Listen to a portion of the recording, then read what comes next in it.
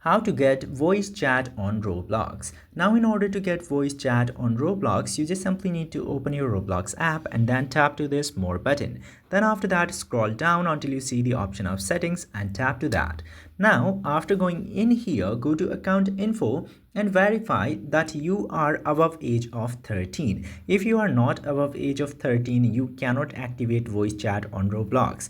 Now in order to prove that you are above age of 13, scroll down and you can choose either continue with camera or continue with ID. My suggestions will be is to continue with camera because providing ID to any private company is not a good idea most of the times. So tap to continue with camera.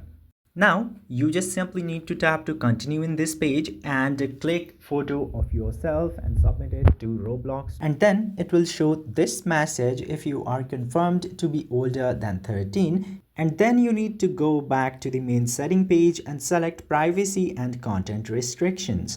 Then you will see the option of communication. Simply select communication option and from there you will get voice chat option from this page. After quite a while you need to select that voice chat option and enable the toggle for that, and then your voice chat will be enabled in Roblox. I hope this video was informative to you. If yes, don't forget to hit that subscribe button.